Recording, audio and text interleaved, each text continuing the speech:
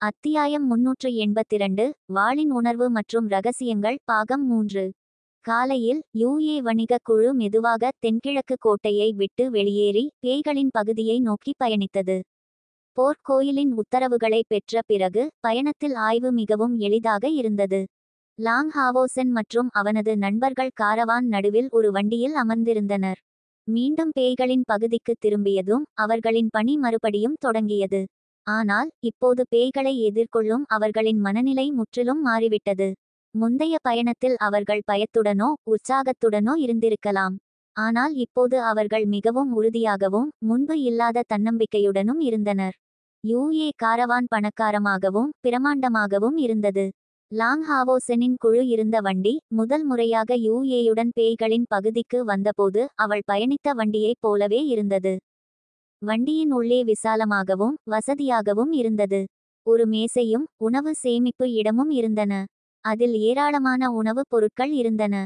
ஜன்னல் திரைகளை திறந்து லாங் ஹாவோசன் வெளியே பார்த்தான்.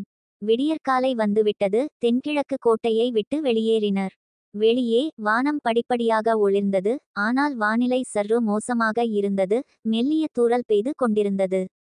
நித்திய இசை பெண்டன்ட்டிலிருந்து லாங் ஹாவோசன் ஒரு செம்மறி தோலால் செய்யப்பட்ட வரைபடத்தை எடுத்து மேசையில் விரித்தான். இந்த வரைபடத்தில் ஒவ்வொரு பேய் மாகாணத்தின் விவரங்கள், அங்கு வசிக்கும் பல்வேறு பேய் குலங்கள் மற்றும் பேய் கடவுள்களின் இருப்பிடங்கள் பற்றிய குறிப்புகள் அடர்த்தியாக இருந்தன. கோயில் கூட்டணியின் அதிகாரிகளிடம் கூட இவ்வளவு விரிவான வரைபடம் இருக்காது என்று உறுதியாகச் சொல்லலாம். இந்த வரைபடத்தை யுஏ கொடுத்திருந்தாள், ஆனால் அதை கூட்டணிக்கு கொடுக்க கூடாது என்ற நிபந்தனையுடன். லாங் ஹாவோசென் நரேக்ஸ் மாகாணத்தில் ஒரு நகரத்தை சுட்டிக்காட்டி, இது நரேக்ஸ் மாகாணத்தின் தலைநகரம், பறவை பேய்கள் தங்கியிருக்கும் இடம். இங்குதான் நமது முதல் பணியை முடிக்க வேண்டும். இன்று மாலையில் எல்லாம் சரியாக நடந்தால் யுஏ காரவான் பேய்களின் முகாமை அடையும். நாளை மதியம் காரவான் நரேக்ஸ் மாகாணத்தின் தலைநகரமான நாடு நகரத்தை கடக்கும். முந்தைய முறை யுஏ காரவான் தாக்கப்பட்ட சம்பவத்திற்கு பிறகு பேய்களின் ஆய்வு மிகவும் தளர்ந்துவிட்டது. இந்த வாய்ப்பை பயன்படுத்தி நாடு நகரத்தில் 5 தங்க பறவை பேய்களை கொன்று நமது முதல் பணியை முடித்து பின்னர் வணிகக் குழுவுடன் பேய்களின் பகுதிக்கு ஆழமாகச் செல்ல வேண்டும். வாங் யுவான் கேட்டாள். கேப்டன், நாம் நாடு நகரத்தில் தங்க பறவை பேய்களை கொலை செய்தால் வணிகக் குழு மீது சந்தேகம் வராதா? வரைபடத்தின்படி அந்த நகரத்தில் ஒரு பேய் கடவுள் கண்காணித்து கொண்டிருக்கிறான். லாங் ஹாவோசன் தலையசைத்து, நிச்சயமாக சந்தேகம் வரும். ஆனால் அப்படியிருந்தாலும் அவர்கள் வணிகக் குழுவை தேடத் துணிய மாட்டார்கள். தேடினாலும் நம்மை கண்டுபிடிக்க முடியுமா என்று சொல்லி அவன் ஒரு புன்னகையை வெளிப்படுத்தினான். வாங் யுவான் உடனே புரிந்து கொண்டு தலையசைத்து புன்னகைத்தாள். மற்றவர்களும் புன்னகைத்தனர். ஆமாம், லாங் ஹாவோசனின் குழுவை கண்டுபிடிப்பது அவ்வளவு எளிதல்ல. லாங் ஹாவோசன் ஏன் 16 பணிகளை, அதில் 72வது பேய் கடவுளை கொல்லும் கடினமான பணியையும் ஏற்றுக்கொண்டான். அவர்களின் வலிமையில் உள்ள நம்பிக்கை தவிர மற்ற பேய் வேட்டை குழுக்களுக்கு இல்லாத ஒரு உயிர் பிழைக்கும் முறை அவர்களிடம் இருந்தது, அது டவர் ஆஃப் எட்டர்னிட்டி. வலிமையான எதிரிகளை சந்திக்கும்போது அவர்கள் எளிதாக அவர்களை தவிர்க்க முடியும். ஒரு ஒளி மின்னலுடன் லாங் ஹாவோசனின் பார்வை குளிர்ச்சியாக மாறியது. சரி, முதல் திட்டம் முடிவு செய்யப்பட்டது. யுஏ வணிகக் குழுவிடம் தங்க பறவை பேய்களின் பகுதியில் ஒரு இடத்தில் நிறுத்துமாறு கேட்பேன். கொலையை விரைவாக முடிக்க நாம் தனித்தனியாக செயல்பட வேண்டும். கையேர் மற்றும் நான் தலா ஒரு தங்க பறவை பேயை கவனிப்போம். லின்சின், நீ ஹான் யுவுடன் ஒரு குழுவாக இரு. நீலத்தி பீனிக்ஸ் ஆன்மீக அடுப்பை பயன்படுத்தி ஒரு தங்க பறவை பேயை கோல். ஹான் யூ உனக்கு ஆதரவாக இருப்பான். யுவான் சியான், நீங்கள் இருவரும் தலா ஒரு தங்க பறவை பேயை கையாளுங்கள். சென் இங்கேர் உங்களுக்கு ஆதரவளிப்பாள். சரி, எல்லோரும் உற்சாகமாக ஒப்புக்கொண்டனர், ஆர்வமான முகபாவனைகளுடன். ஒரு வருடம் தனிமையில் இருந்த பிறகு அவர்கள் செயல்பட ஆர்வமாக இருந்தனர். பேய்களை கொல்லும் வாய்ப்பை வரவேற்றனர். தங்க பறவை பேய்களை தனித்தனி சண்டைகளில் எதிர்கொள்வது அவர்களின் முன்னேற்றத்தை சோதிக்க ஒரு வாய்ப்பாக இருந்தது. இந்த வலிமையான உயிரினங்களை எதிர்கொள்ளும்போது முதல் முறையாக அவர்களுக்கு சந்தேகம் இல்லை. இது அவர்களின் தன்னம்பிக்கையை நிரூபித்தது. பேய்களின் பகுதிக்குள் நுழைவது எந்த தடையுமின்றி நடந்தது. லாங் ஹாவோசன் சொன்னது போலவே யுஏ வணிகக் குழு கோயில் கூட்டணியை விட பேய்களின் பகுதியில் மிகவும் சிறப்பாக நடத்தப்பட்டது. பேய்களில் பலருக்கு யூஏயின் உறவு பேய் கடவுள் பேரரசரின் ஒரே வாரிசான டெவில் டிராகன்களின் இளவரசனுடன் மிகவும் நெருங்கியது என்று தெரிந்திருந்தது. எனவே யார் துணிந்து அவர்களின் காரவானை ஆய்வு செய்ய முடியும்? 3 பேய் கடவுள்கள் யூஏ வணிகக் குழுவுக்கு எதிராக படைகளை அனுப்பியதற்கு கிடைத்த பாடத்தை பற்றி கூறவே வேண்டாம். இதனால் இப்போது வணிகக் குழு எங்கு சென்றாலும் எந்த தடையும் இல்லை. இதுவே லாங்ஹாவோசென் யூஏ வணிகக் குழுவை மிகவும் மதிக்க காரணம். இந்த பாதுகாப்பு கவசத்தால் அவர்கள் பல சிக்கல்களை தவிர்க்க முடியும். முக்கியமாக யூஏ வணிகக் குழு அவர்களுக்கு நிறைய தகவல்களை வழங்கியது.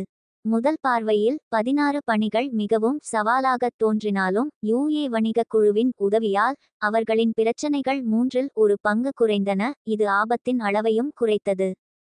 பேய்களின் ஆய்வு மையத்தை சுமூகமாக கடந்த பிறகு மறுநாள் காலையில் வணிகக் குழு நரேக்ஸ் மாகாணத்தின் ஆழமான பகுதிக்கு வந்துவிட்டது. லாங்ஹாவோசென் மதிப்பிட்டது போலவே மதியத்திற்குள் அவர்கள் நரேக்ஸ் மாகாணத்தின் தலைநகரமான நாடு நகரத்தை அடைந்தனர். வணிகக் குழு இங்கு 1 மணி நேரம் தற்காலிகமாக ஓய்வெடுத்து பயணத்தை தொடர்ந்தது.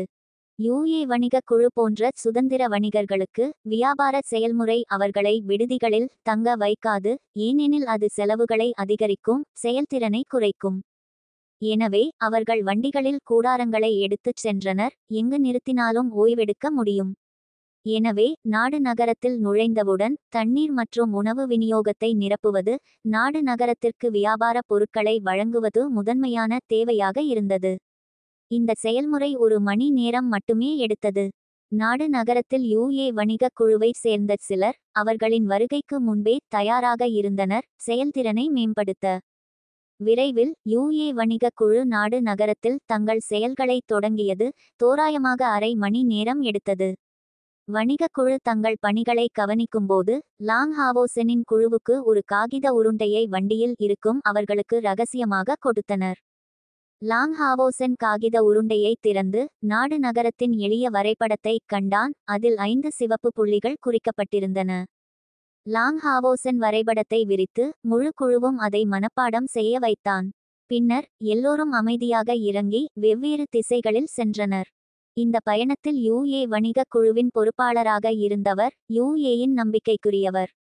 இங்கு வருவதற்கு முன் லாங்ஹாவோசென் அவரிடம் தங்க பறவை பேய்களின் இருப்பிடங்களை விசாரிக்குமாறு கேட்டிருந்தான். அதை அவர் முன்கூட்டியே தயார் செய்திருந்தார். எனவே பேய்களின் பகுதிக்குள் நுழைந்தவுடன் 5 தங்க பறவை பேய்களின் சரியான இருப்பிடங்களை உடனடியாக பெற்றனர். யூஏ தேர்ந்தெடுத்த இந்த மேலாளர் முதலில் மனித உளவாளியாக வணிகக் குழுவில் வைக்கப்பட்டவர், எனவே அவர்கள் பிரச்சனைகளை பற்றி பயப்படவில்லை. நிச்சயமாக அவர் லாங்ஹாவோசெனின் குழுவின் அடையாளங்களை பற்றி மங்கலாக மட்டுமே அறிந்திருந்தார். அவர்கள் எந்த பேய் வேட்டை குழு என்பது தெளிவாக தெரியவில்லை.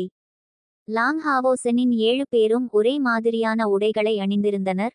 ஒவ்வொருவரும் முழு உடலையும் மறைக்கும் கவச உடையும் தொப்பியும் அணிந்து தங்கள் தோற்றத்தை மறைத்தனர். இந்த மாறுவேடங்கள் பேய்களின் பகுதியில் அரிதாக காணப்படவில்லை.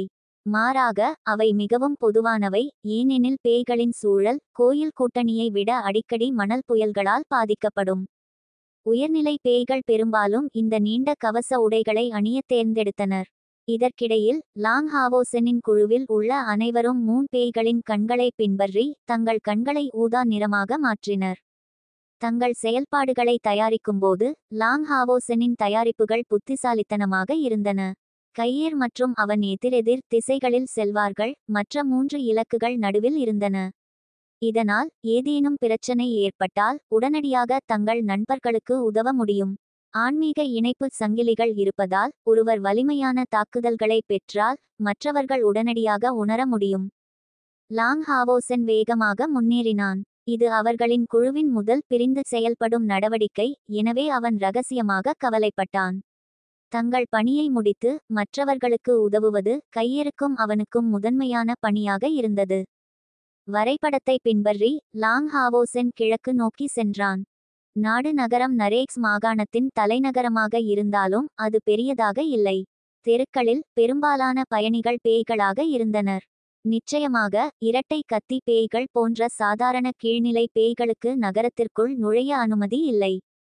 லாங்ஹாவோசெனின் குழுவின் உடைகளையும் மனித உருவத்தையும் பார்த்தவுடன் அவர்கள் அவர்களிடமிருந்து விலகி நின்றனர், அருகில் வரத் துணியவில்லை. காரணம் எளிது, உயர்நிலை பேய்களுக்கு மட்டுமே மனித உருவம் இருக்கும், மேலும் லாங் ஹாவோசென் அணிந்திருந்த விதத்தில் உடைகள் அணிய முடியும். மேலும் பேய்களின் உணர்வுகள் பொதுவாக மனிதர்களை விட கூர்மையாக இருக்கும். அவர்கள் லாங் ஹாவோசெனின் பண்புகளை ஊகிக்க முடியாவிட்டாலும் அவன் ஆபத்தானவன் என்று மங்கலாக உணர்ந்தனர், இதனால் அவர்கள் அவனை அணுக விரும்பவில்லை. விரைவில் லாங் ஹாவோசென் தனது இலக்கை கண்டான். அது ஒரு எளிமையான, கரடுமுரடான உணவகம். வெளியே உள்ள பலகை ஏற்கனவே சரிந்திருந்தது. பேய்கள் ஷெங்மோ டாலுவின் பெரும்பாலான பகுதிகளை ஆக்கிரமித்திருந்தாலும் மனிதர்கள் அவர்களுக்கு ஆழமான தாக்கத்தை ஏற்படுத்தியிருந்தனர். குறிப்பாக மனித உணவு வகைகளை பற்றி பேய்கள் மிகவும் விரும்பினர். உயர்நிலை பேய்களுக்கு மனித பானங்கள் மற்றும் உணவுகளில் மகிழ்ச்சி அடைவது மிகவும் பிடித்திருந்தது. எனவே 6000 ஆண்டுகளுக்கு முன் இருண்ட யுகத்தின் தொடக்கத்தில் பேய்கள் முதன்முதலில் ஷெங்மோ டாலுவுக்கு வந்தபோது இருந்த மனிதர்களின் நடத்தை முற்றிலும் மாறிவிட்டது. கோயில் கூட்டணியிலிருந்து கைப்பற்றப்பட்ட மனிதர்கள் கூட நன்றாக நடத்தப்பட்டனர், ஆனால் அவர்கள் விசுவாசத்தை உறுதியளிக்க வேண்டும் என்ற நிபந்தனையுடன். ஒரு சமையல்காரர் கைப்பற்றப்பட்டால் சில பேய் பிரபுக்கள் நேரடியாக அவரை வசப்படுத்த முயற்சிப்பார்கள். நரேக்ஸ் மாகாணம் எல்லைக்கு அருகில் இருந்தாலும் மிகவும் வறுமையாக இருந்தது. இல்லையெனில் முந்தைய முறை 3 பேய் கடவுள்கள் விதிகளை மீறி யூஏ வணிக குழுவை தாக்க படைகளை அனுப்பியிருக்க மாட்டார்கள். இந்த இடத்தில் ஒரு சிறிய உணவகம் கூட வலிமையான பேய்களுக்கு மட்டுமே உரிய இடமாக இருந்தது. உதாரணமாக, இப்படி ஒரு பழுதடைந்த உணவகத்தின் முன்பு பலகையில் 4 கருப்பு கோடுகள் இருந்தன. இது 4ஆம் நிலை அல்லது அதற்கு மேல் உள்ள பேய்களுக்கு மட்டுமே உள்ளே நுழைய தகுதி உள்ளது என்பதை குறிக்கிறது. இது ஒரு வர்க்கத்தின் அடையாளமாக இருந்தது. லாங் ஹாவோசென் மெதுவாக உணவகத்திற்குள் நடந்து சென்றான். தனது கண்களை அறை முழுவதும் அலையவிட்டு ஒரே பார்வையில் தனது இலக்கை கண்டான். ஒரு தங்க பறவை பேய் உணவகத்தின் மிகச் சிறந்த இருக்கையில் அமர்ந்து உணவு மற்றும் பானம் அருந்திக் கொண்டிருந்தான். அவனுக்கு முன்னால் 4 உணவு வகைகளும் ஒரு குடுவை மது இருந்தது. இதை வைத்து மட்டுமே அவனது உயர்ந்த அந்தஸ்தையும் செல்வத்தையும் புரிந்து கொள்ள முடியும். மதிய வேளையாக இருந்ததால் உணவு அறையின் உள்ளே மிகவும் நிரம்பியிருந்தது, பெரும்பாலும் 4ஆம் மற்றும் 5ஆம் நிலை பேய்களால். 6ஆம் நிலையில் இருந்த ஒரே ஒருவன் இந்த தங்க பறவை பேய் மட்டுமே. அவனது தங்க நிற தோல் அவனை மிகவும் தெளிவாக காட்டியது.